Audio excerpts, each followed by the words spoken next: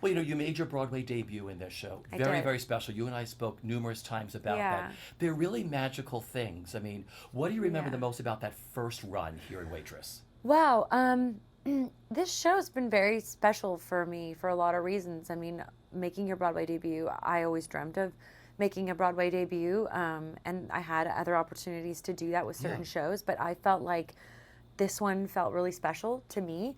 And you just anything you choose to go down a road with, you want it to feel special. You don't want to just do it just because, like, oh, I want to do Broadway. I want to do something that I really care about.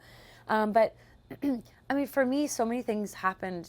I was on a show for 4 years, and everyone thought it was going to come back for a fifth season. It was called Scorpion on CBS, and while a lot of fans were disappointed, I was actually like okay with that because I was ready to move on. So it was nice because I got to stay in the show a little bit. But my dad passed during it's okay, during the course of me coming back to complete the show. I got engaged during the course of doing this show. So there's a lot of I've been really reflective in the last few weeks about what the show means to me and kind of what has happened to me in my life since I joined the show. And I never would have imagined that I would enter a show, make a Broadway debut, have a big engagement, and then have something so huge like the loss of my father, and it just being so abrupt and traumatizing, and then have this beautiful show as an outlet to kind of get me through it. And then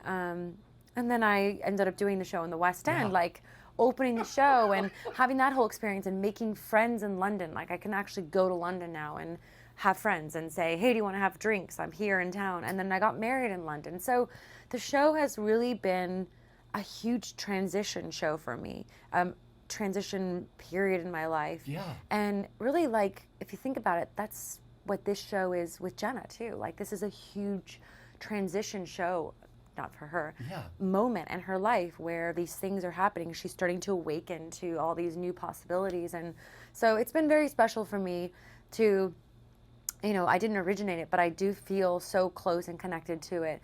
And especially since I got the chance to open it in London and create something there with new people. And so that's the long answer, but it's been very special for me. Yeah. This is a very magical year for you, like you said. Yeah. I just got back from London. I fell in love with it all You over again. did. And I went over to your theater where Waitress is still playing, to packed houses. It's still doing great. Yeah, it's doing great Which business, I take a lot of pride in because, you there's, should. you help set up a show and it's very exciting to know a show's doing so well. So. But like you said, you fell in love with London. Yeah. And you got married there. I did. It had nothing to do with Waitress actually, but it ended up being so great because I got to end up being there and planning stuff while I was doing the show, and my friends who I made through the show were, excited, and I had people to talk to of the wedding plans about, so it was pretty great.